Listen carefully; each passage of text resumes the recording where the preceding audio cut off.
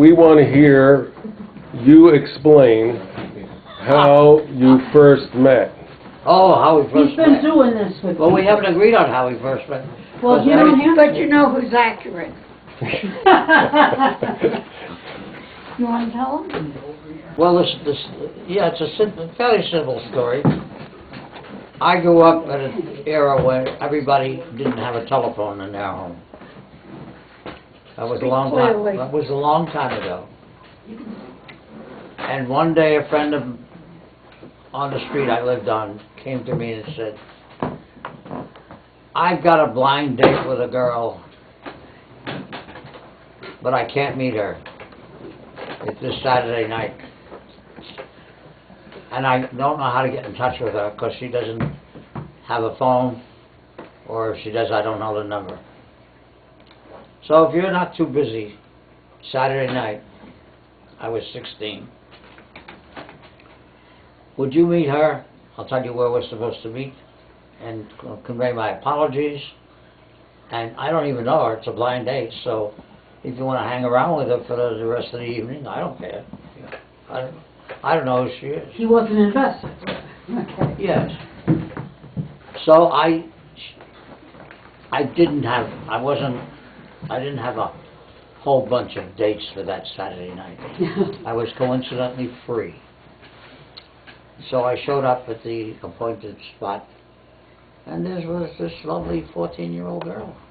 Mm. So I said to her, I'm here, I'm replacing Bill, who you have a date with. He can't make it, he's got a family event. So I'm here to tell him, convey his apologies. And what do you plan to do tonight anyway? And she said, "Well, there's a schoolyard right around the corner, and they play music on Friday night or Saturday night, and we dance." I said, "Okay if I join you?" And she said, "Oh, I don't care, come down." What she didn't know at the time was that I was a good dancer. And that's how we met.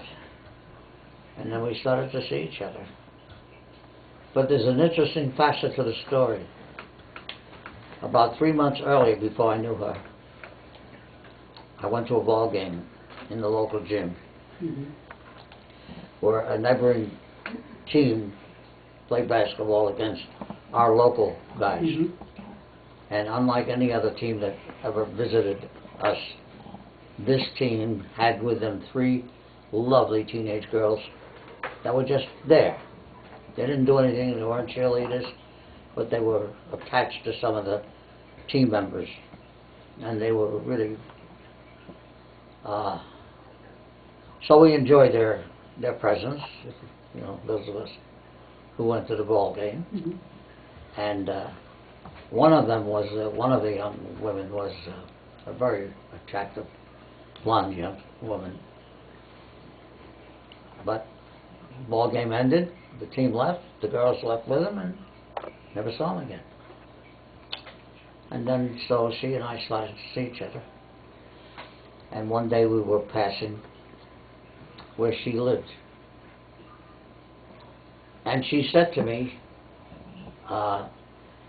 "Would you mind coming up to where I live, and you'll meet my mother, and I have to talk to her and tell her a few things, and then we'll finish, we'll leave and we'll go on wherever we're going." 6-story New York City tenement. Wonderful. Every floor had a different aroma of the food they were cooking. Of course, they were all inhabited by different groups of people. So I ran up the, teenagers. We ran up the 6 flights. I got introduced to her mother, and then she said, I got to talk to Mom for a few minutes. Why don't you go and sit in the living room till I'm finished, and then we'll go. I walked into the living room, and there,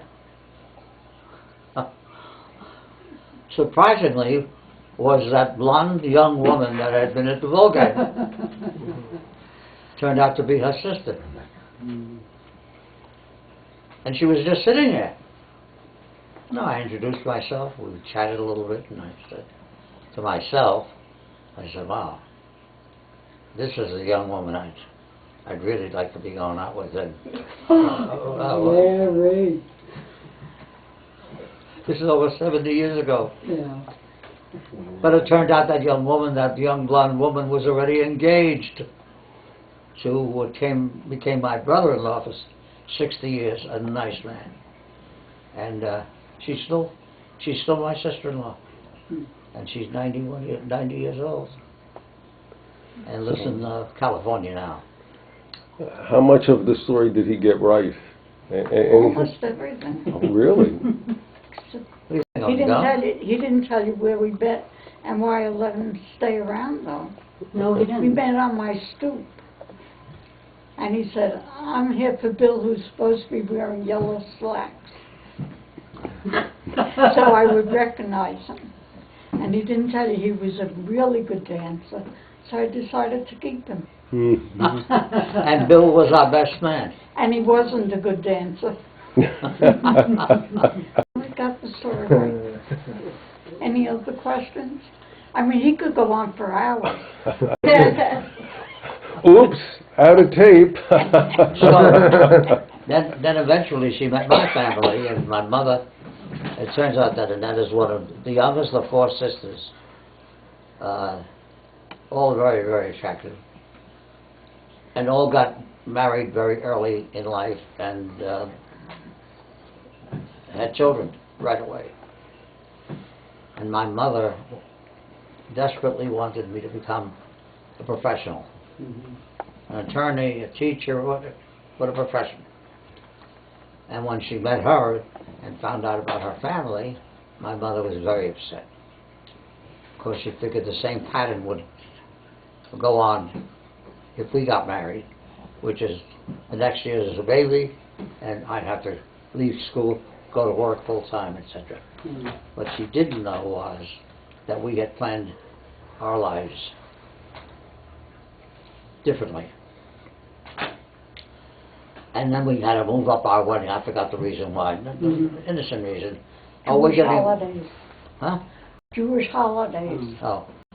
And the first thing I could tell my mother by her expressions, oh, maybe she's pregnant. Oh, no, she's not pregnant. So, but we got married. They didn't stand in the way. We had our own wedding. We had 100 people and a band and everything. I don't know where we got the money from, but we did. From me. I worked hard. And we had this wedding, and I could see my mother counting the months. Yeah. Oh, thank God, 9 months passed. No baby. Then the second year passed. Still no baby. And the third year passed.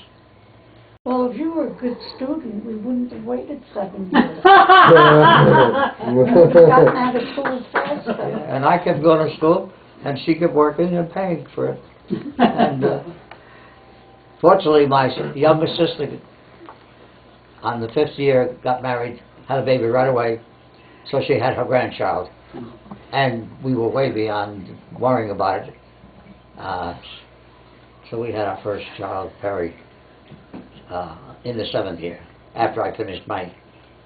Your umpteen degrees. Yeah, a lot of my education. And actually I had a professional job, working for the state, which I kept for 35 years.